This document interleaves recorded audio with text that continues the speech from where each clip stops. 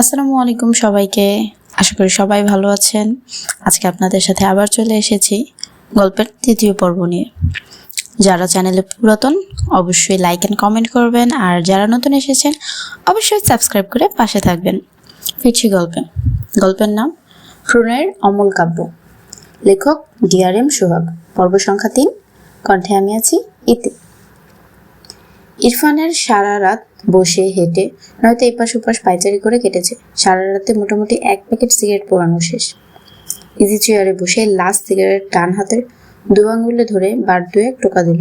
এরপর আবারও সিগারেটটি ঠোঁটের ফাঁকে চেপে কয়েকবার শূন্যে ধোয়া ছড়ল। সিগারেটের অবশিষ্ট ছোট্ট অংশটা ফেলে বসা থেকে উঠে দাঁড়ালো। আবারও খানিক পায়চারি করে এসে চেয়ারে বসে। ফজরের আজানে ইরফান দাঁড়িয়ে যায়। আকাশপানে চেয়ে আজানের প্রতিটি ধ্বনি শুনল। সারা রাত এমন ঠান্ডা পরিবেশে উদাম গায়ে থাকায় শরীর ঠান্ডা হয়ে গিয়েছে, তবে ইরফানের মাঝে কোনো ভাবান্তর নেই। আজান শেষে ওয়াশরুমে গিয়ে উজু করে বের হলো। ঘরেই নামাজ পড়ে শুদ্ধকে ঠেলতে লাগলো। শুদ্ধ নড়চড় নেই। বিরক্ত হয়ে জোরে সোরে একটা লাথি দেয়। শুদ্ধ ঘুমের মাঝে ঠাস করে পড়ে যায় বিছানা থেকে। কোমরে হাত দিয়ে ঘুম ঘুম চোখে বলে, কোন বেয়াদ্দপ রে, আমায় ফুটবল ভাবছিস? আরে ভালো করে দেখ, আমি মানুষ। ইরফান পাত্তা দিল না শুদ্ধর কথায়। সে চুপচাপ শুয়ে পড়ল। এদিকে শুদ্ধর ঘুম উবে যায়। ধরফর করে উঠে বসে। কাল রাতে একবার পড়েছিল, এখন আবার? ঘুম ঘুম চোখে বিছানার দিকে তাকিয়ে দেখলো ইরফান আয়েশ করে শুয়ে আছে। তাতে দাঁত চেপে বলল, তুই আমায় ফেলছিস? এই মির্জাফরদের মতো আচরণ করা বন্ধ করবি তুই? ইস, কোমরটা গেল আমার। ইরফান চোখ বুজে বলে, 2 ঘন্টা পর ডেকে দিবি। ঘুম থেকে উঠে যেন 1 কাপ ব্ল্যাক কফি পাই। শুদ্ধ দাঁত কিরমির করে বলল, আমাকে তোর কাজের মাসি মনে হয়? না, কাজের মামা মনে হচ্ছে। Don't disturb me. শুদ্ধ উঠে দাঁড়ালো। ইচ্ছে করলো ইরফানের পাছায় এক লাথি দিয়ে একদম এর বাড়ি পাঠিয়ে দিতে। শালা বেয়াদব, তার জীবনটা ভেজে খায়। সাথে কি আর বলে তার মামির কপাল পুড়েছে। এমন ঘাড় তারা জামাই ছেলে নিয়ে যে কিভাবে সংসার করলো তা ভেবেই শুদ্ধ মনে হয় তার মাথার চুলে পাক ধরে যাবে। এসব রেখে সেও নামাজ পড়তে গেল। মায়েরা সকালে উঠে নামাজ পড়ে নিল। মাথা ব্যথায় ঘুম ভালো হয়নি, কিন্তু সকালে ওঠার অভ্যেস তার। তাই বিছানায় সারাদিন চোখ বুজে থাকলেও আর ঘুম আসবে না সে জানে। ভোরের আলো ফুটেছে। ঘরের দরজা খুলে মায়েরা চুপি চুপি এদিক ওদিক উকিঝুঁকি দিল। ধীর পায়ে ঘর থেকে বেরোলে তার সামনে শাশুড়িকে দেখে স্ট্যাচু হয়ে যায়। রুমা নেওয়াজ গম্ভীর মুখে মায়রার দিকে চেয়ে আছে। মায়রা তার শাশুড়ির তাকানোয় মাথা নিচু করে নিল। রুমা নেওয়াজ গম্ভীর গলায় বললেন, ইরফান কোথায়? মায়েরা মাথা উঁচু করে ভ্রু কুঁচকে তার শাশুড়ির দিকে তাকালো। নামটা আজকেই প্রথম শুনল। এই বাড়িতে কে কে থাকে সে তো জানে না। এ বেটা আবার কে? আর তাকেই বা জিজ্ঞেস করছে কেন? রুমা নেওয়াজ কর্কশ কণ্ঠে বলল, কি হলো, কথা বলছো না কেন? মায়েরা ঝাঁকি দিয়ে ওঠে। আমতা আমতা করে বলে, জি আসলে আমি তাকে চিনি না। আপনি যদি বলতেন সেই বাড়ির কোন সদস্য। রুমান নেওয়াজ বিরক্ত হয়ে বলল, নিজের স্বামীর নামটাও জানো না? বিয়ে করেছো কেন তাহলে? মায়েরা ভাবাচাকা খেয়ে গেল। আসলেই স্বামীর নাম জেনে নেওয়া উচিত ছিল, তবে মুখ নিষ্পিস করলো কিছু কথা বলার জন্য। অমন বেয়াদ্দপ বরের নাম জানার দরকারও নেই তার। কালকে রাতের কথা মনে পড়লো। লোকটা বাইরের দিকে বেরিয়ে যাচ্ছিল। ও তো রাতে ভালো ছেলেরা তো বাইরে যায় না। মুখ ফসকে বলে দেয়, আমার মনে হয় আপনার ছেলে খারাপ কাজে জড়িত, আপনার খোঁজ নেওয়া উচিত। রুমা নেওয়াজ ধমকে বলে, থাপ্পড় খাবে আমার ছেলের নামে আর একটা বাজে কথা বললে। এরই মাঝে তারেক নেওয়াজ ঘর থেকে বেরিয়ে এসে বলেন, ওকে এভাবে বকছো কেন?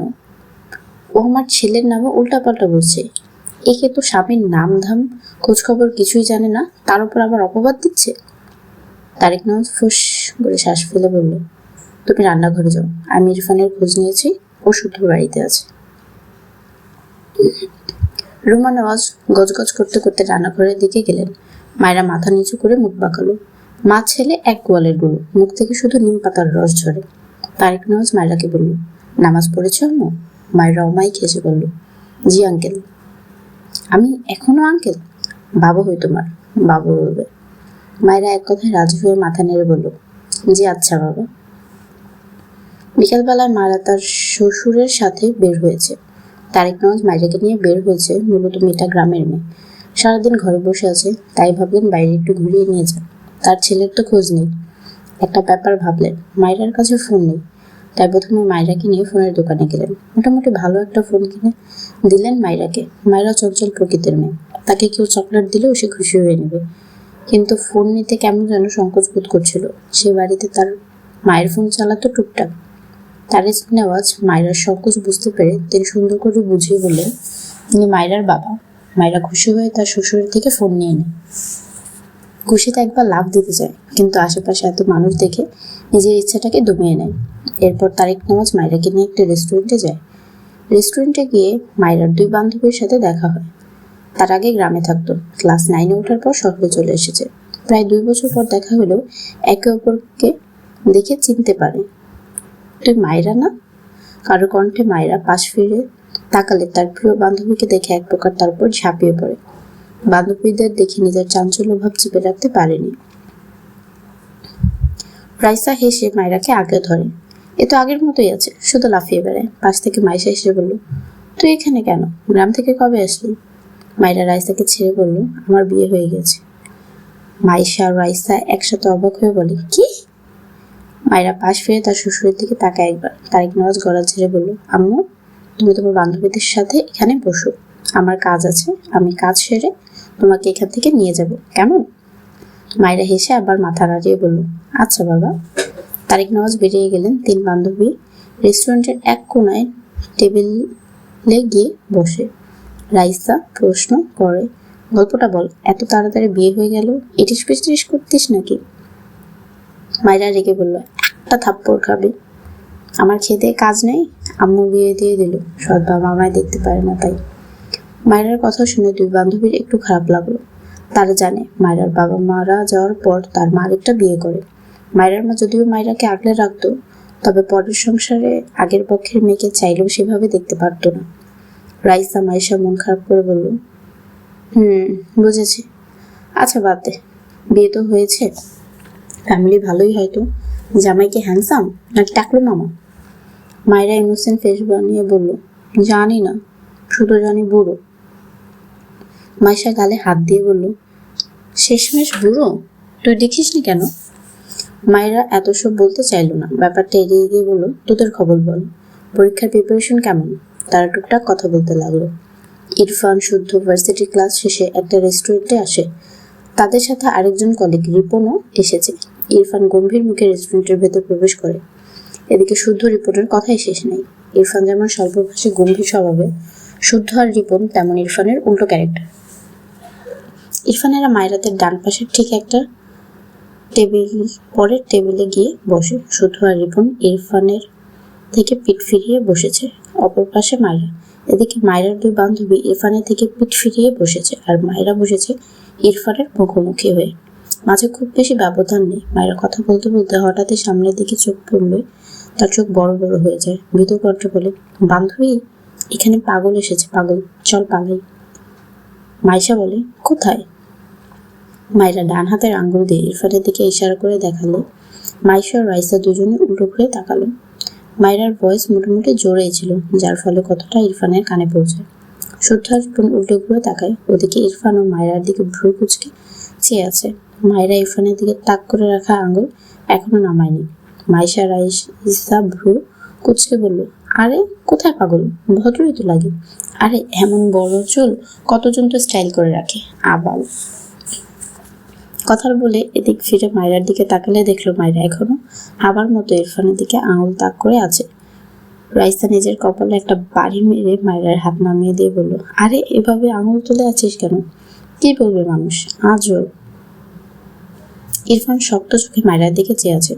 শুদ্ধ ভ্রু কুচকে বিড়বিড় করে বলল, যাক, কেউ একজন তো চিনতে পারলো আমাদের সাথে এক পাগল ঘোরাঘুরি করে।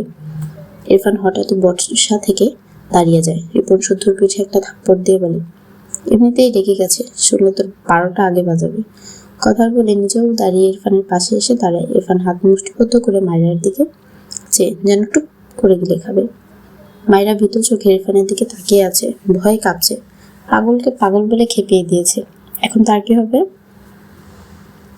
শুদ্ধ একবার মায়রার দিকে তাকালো, আরেকবার ইরফানের দিকে। মাইরাকে দেখে বাচ্চাই লাগলো। এই বাচ্চাটা না বুঝে বলেছে, কিন্তু তার ভাইটা না বুঝে এই বাচ্চাকে এখন কি করবে সেটাই তার ভাবনায়। ইরফান মাইটার দিকে এগিয়ে যেতে নিল সূত্র দ্রুত ইরফানের সামনে দাঁড়িয়ে বলে, মেয়েটা ছোট, এখানে সিনক্রেট করিস না, বাদ দে। না বুঝে বলে ফেলেছে। আমি তো বলেছি তুই তামিল মুভির নায়ক। ইরফান রেগে চিৎকার করে বলে, ওর সাহস কি করে হয় আমাকে এভাবে বলার? মায়েরা চোখ বড় করে নিজেকে গুটিয়ে নেয়। ইরফান শুদ্ধকে ধাক্কা দিয়ে মায়েরার দিকে এগিয়ে আসলে মায়েরা ভয়ে এক কদম কোনায় গিয়ে গুটিসুটি মেরে নিচে লুকাতে চায়, কিন্তু লুকানোর মতো জায়গা না পাওয়ায় একদম কোনায় গুটিসুটি মেরে দৌড় পড়তে লাগলো।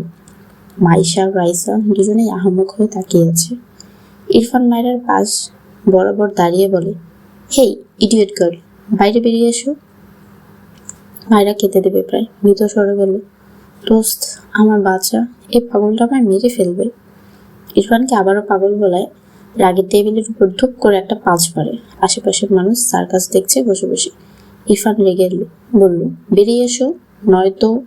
মায়েরা মাথা উঁচু করে রেগে বলল, একদম এগোবেন না, আমার কিন্তু বেশি বয়সের একটা জামাই আছে। বয়স বেশি তাই বুদ্ধিও বেশি, আপনাকে একদম উড়িয়ে দিবে বলে দিলাম। মায়েরার কথায় শুদ্ধ রিপন ভাবাচাকা খেয়ে যায়। ইরফান ভ্রুকুচকে বলে, হোয়াট? মায়েরা বিড়বিড় করে বলে, সারা ইংরেজ আবার ইংলিশ ছাড়ছে, এই ব্রিটিশকে কেউ বাংলাদেশ থেকে বের করে দে না। রাইসা মাইশা দুজনের মাথা ফাটাতে ইচ্ছে করছে। এই মায়েরা আর শুধলাম না, বিয়ে হয়েছে তবুও এমন থেকে গিয়েছে। এর বুড়ো জামাইকে সামলায় কিভাবে? রাইসা ইরফানের দিকে তাকিয়ে বলল, ভাইয়া ওর হয়ে আমরা সরি, আসলে ও না বুঝে বলে ফেলেছে। মাইশা রাইসার কথায় রেগে বলল, আরে তোরা সরি বলছিস কেন? জানিস এই পাগল দুদিন আগে আমার অ্যাক্সিডেন্ট করিয়েছিল। আরে এ তো ইংরেজ, বাংলাদেশ থেকে বের করে দিতে হবে, আর তোরা সরি বলছিস? মূর্খের দল সব। মায়ের কথা শুনে তার দুই বান্ধবী তার দিকে রেগে তাকালো। উফ, এই মেয়েটার মুখ বন্ধ হয় না কেন বুঝে পায় না। ইরফানের শরীরে যেন আগুন ধরিয়ে দিচ্ছে মায়েরার প্রতিটা শব্দ। শুদ্ধ ঢোক গিলে ইরফানকে জোর করে টেনে কয়েক পা পিছিয়ে নিয়ে আসে। মায়েরা যখনই দেখলো ইরফান একটু পিছিয়েছে, অমনি বসা থেকে দৌড়ে কোনা থেকে বেরিয়ে আসে। এক দৌড়ে চলে যায়। তার আগে ইরফান এগিয়ে এসে মায়েরার হিজাব টেনে ধরে। মায়েরার পা থেমে যায়। কি সুন্দর করে হিজাব বেঁধেছিল, সব পিন ছুটে গেল বোধহয়। মাথা থেকে হিজাব ছুটে গেলে তার শরীর তো কিছুই থাকবে না। সে ভয়ে মায়েরার পা থেমে যায়। শুধু পাশ থেকে ইরফানের শরীরে হাত বুলিয়ে বলে, ছেড়ে দে রে, দেখ মানুষ তাকিয়ে আছে।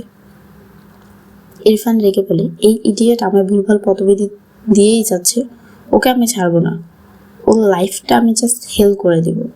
Stupid girl.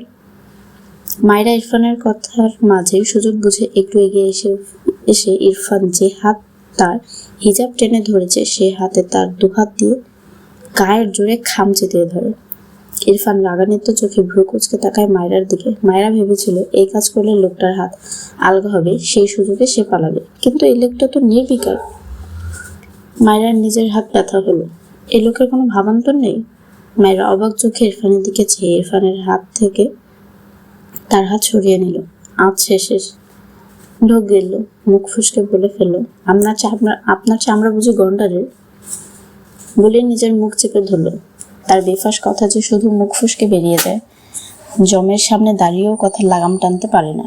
ইরফান মায়েরার হিজাবের কোনা ছিঁড়ে মায়েরার বাম হাত শক্ত করে ধরে। মায়েরার মাথায় কিছু আসছে না। ওদিকে মাইশা রাইসা নিজেরাও বুঝতে পারছে না কি করবে। এই মেয়েটার এসব বদ অভ্যাস আগে গ্রামে দেখাতো, তা না হয় মানা যায়, শহরে এসে অপরিচিত একজনের সাথে এমন কেন করছে? ভয়টার কিছু নেই নাকি? মায়েরা ভয়ে ভয়ে ইরফানের দিকে তাকিয়ে বলে, দেখুন আমায় ছাড়ুন বলছি, আমার বুড়ো জামাই আপনাকে ছাড়বে না বলে দিলাম। ইরফান মায়েরাকে টেনে বাইরে নিয়ে যায়। এই ইডিয়েটকে আজকে একটা শিক্ষা দিয়েই ছাড়বে। মায়েরা হঠাৎই মেঝেতে বসে পড়ে। ইরফান মায়েরার হাত শক্তভাবে ধরে রেগে তাকায়। শুদ্ধ আর রিপন হা করে চেয়ে আছে মায়েরার দিকে। এটা কি ভাই? মায়েরা ইনোসেন্ট ফেস বানিয়ে শুদ্ধ থেকে তাকিয়ে বলে, ভাইয়া আপনাকে দেখেই বুঝেছে আপনি হাই লেভেলের ভালো, দয়া করে আমার বাঁচান আপনার পাগল বন্ধুর হাত থেকে। শুধু চোখ বড় বড় করে তাকালো মায়েরার দিকে। কি সাংঘাতিক মেয়ে, কন্টিনিউয়াসলি ইরফানকে পাগল করে যাচ্ছে, আবার তাকে পামও দিচ্ছে যেন বাঁচিয়ে দেয়। শুধু মনে মনে হাসলো, কোন বুড়োর বউ এই মেয়ে? তার তো দুঃখ হচ্ছে সেই বুড়োর জন্য। ভাবনা লিখে ইরফানের হাত ধরে বলে, আরে বাচ্চা মেয়ে, ছেড়ে দে। ইরফান মায়ের হাত ছাড়লো ঠিকই, কিন্তু আবারও মায়রাকে ধরতে গেলে মায়রা দ্রুত বসা থেকে উঠে এক দৌড় দেয়। ছাড়া পেয়েছে 1 সেকেন্ডের জন্য, সে সুযোগ কাজে লাগাবে না? কোনো দিকে না তাকিয়ে এক দৌড়ে বাইরে বেরিয়ে যায়। ইরফানের হাত ফসকে যায়। মায়রা ততক্ষণে রেস্টুরেন্টের বাইরে চলে গিয়েছে। ইরফান শক্ত চোখে মায়রার দিকে তাকিয়ে আছে। শুদ্ধ হা করে মায়রার দৌড়ে পোকারপার হওয়ার দৃশ্য দেখল। বাদরের দৌড়ের স্পিড এই মেয়ের চেয়ে কম হয়তো। চোখের পলকেই হওয়া। ইরফান রাগে গজগজ করতে করতে শুদ্ধর শার্টের কলার ধরে বলল, ওকে ছাড়বো না আমি। শুদ্ধ ভ্রুকুচকে বলল, আমার শার্ট ধরে বলছিস ওকে ছাড়বো না? এসব কোন নীতি ফলো করিস বলবি? ইরফান বিরক্তির রাগে শুদ্ধর কলার ছেড়ে হন হন করে রেস্টুরেন্ট থেকে বেরিয়ে যায়। রিপন টেবিলে বসে ওদের সার্কাস দেখছিল এতক্ষণ। শুধু পাশ ফিরে একবার মায়ের বান্ধবীদের দিকে তাকালো। মায়ের দিকে তাকিয়ে শুদ্ধর সাথে চোখাচোখি হয়। শুধু চোখ সরিয়ে নিয়ে রিপনের পাশে গিয়ে বসলো। রিপন একটা স্যান্ডউইচে কামড় বসিয়ে বলল, তোর ভাই কই গেল? শুদ্ধ ডান হাতের শার্টের হাতা গোটাতে গোটাতে বলে, যেখানে খুশি যাক, আমার পেট আগে ভরে। 7 দিন পেটে কিচ্ছু ভরেনি। রিপন অপর পাশে খেয়াল করে দেখলো সেই মেয়ের 2 বান্ধবীর মাঝের একজন শুদ্ধ দিকে তাকিয়ে আছে তো আছে। রিপন মিটি হেসে বলল, আই থিঙ্ক তোকে দেখে একজন ক্রাশ খাইছে মামা। শুধু বিরক্ত হয়ে বলল, খেতে দে। রিপন ভ্রুকুচকে বলল, তুই একটা চান্স নে, বাচ্চা মেয়ে। পুরাই মা।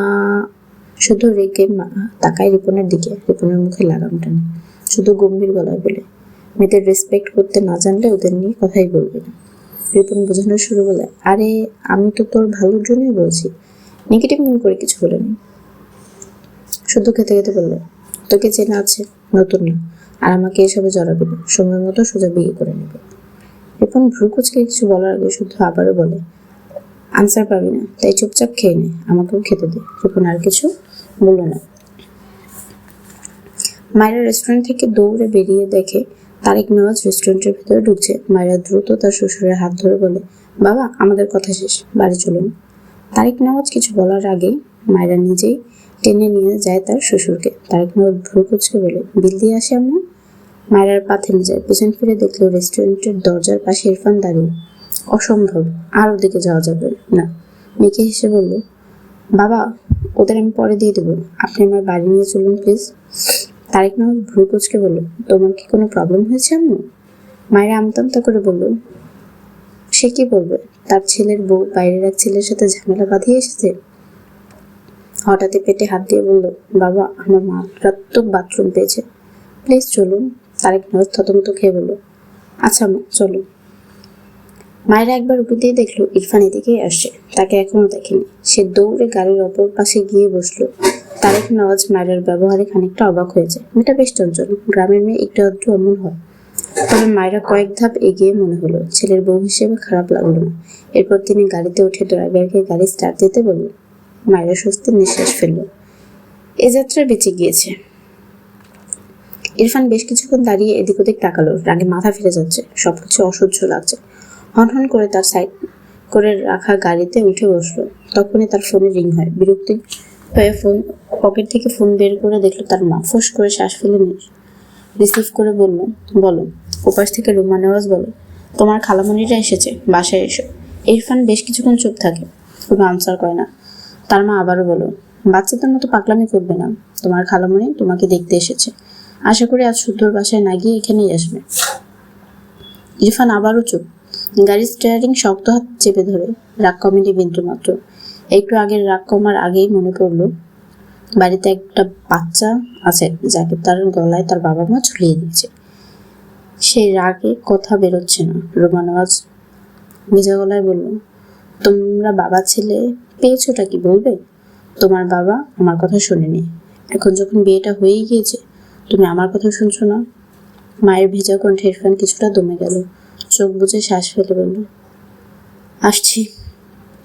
এই বলে কল কেটে তার বাড়ির দিকে গাড়ি ঘোরায়।